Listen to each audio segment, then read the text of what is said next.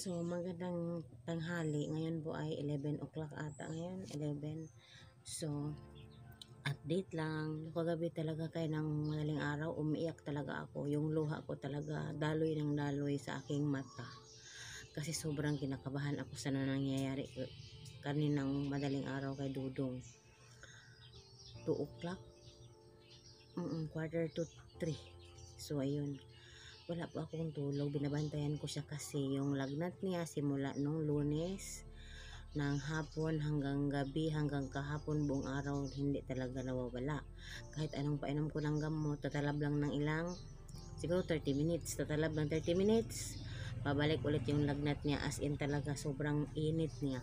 Kahapon pumunta ko sa trabaho na nag-ano lang ako ng mga labahan na tupi. So kasi 5 akong pumunta, isang oras ako doon.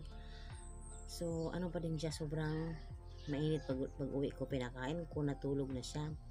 So binabantayan ko talaga siya kasi pinainom ko ng gamot sa oras sana. So hindi ako natutulog. Magto 2 weeks talaga, or 2 weeks na talaga walang tulog masyado. Quarter to 3 ginising ko siya kasi sobrang init niya. Sobra talagang init talaga, sobrang fever ba, high fever talaga. Kasi pag ko, grabe. Pag ko siya, sinabihan ko na, Dong, ano naramdaman mo, ganun, kapainom ko siya ng gamot. Tapos hindi man siya sumasagot kahit anong, Dudong, ilang minuto talaga yun. Nagtanong ako ng tanong, kakausapin ko, yung mata nakadilat lang, sobrang nakadilat lang, parang tumitingin sa taas na walang tinitingnan, parang blanco yung paningin. So yung mga kamay niya, nakita ko na ganun na dito sa tiyan niya, nakaganon sa tiyan. Tapos minsan ganun, ginaganon, tapos ganun, tapos ayun na,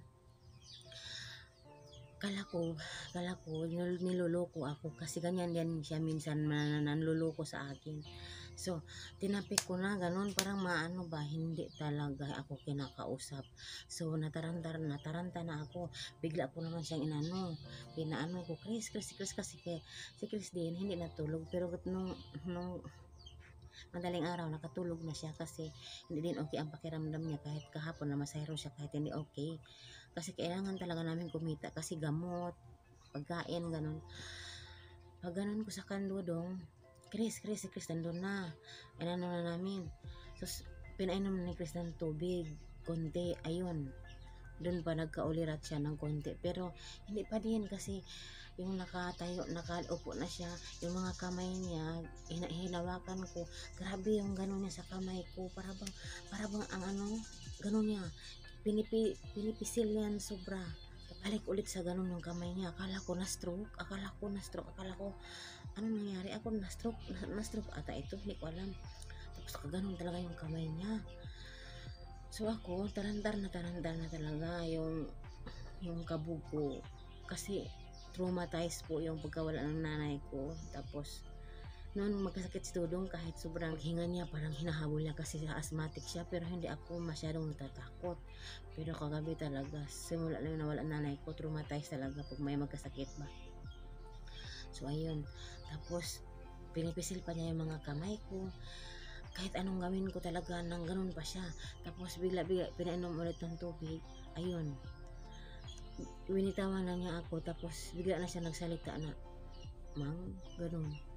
So nabuhayan ako ng loob. Tapos yun, pinainom namin ng Biogesic kasi sobrang taas ng lagnat, ang init talaga niya, ang yung mainit talaga siya.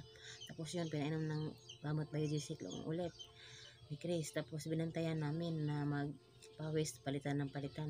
So hindi ako natulog hanggang umaga kasi pinaano ko talaga yung lagnat niya. Pag bumaba, doon ako matutulog na bumaba yung lagnat niya, mag quarter to 6 na, doon ako nakatulog ng 2 oras lang ata kanina. Sobrang yung takot ko sobra kanina, yung luha ko talaga, takot na takot po ako na nakatingin sa kanya ng ganun, sobra, grabe. So ngayon wala na siyang lagnat, okay na siya konti. So ayun, binabantayan ko pa rin. So hindi ako nakatrabaho ngayon, pero mamaya siguro hapon pumunta ako para maglaba, parang akong lutang, as in. Thank you.